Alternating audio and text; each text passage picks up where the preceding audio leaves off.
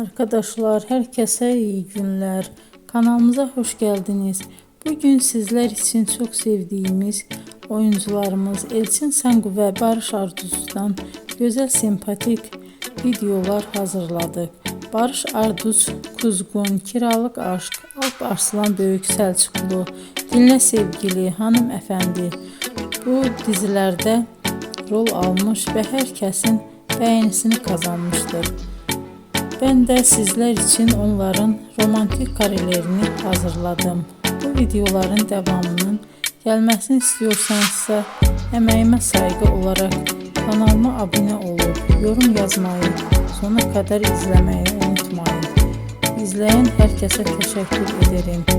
Yeni karelerle görüşmek dileğiyle. Hoşça kalın.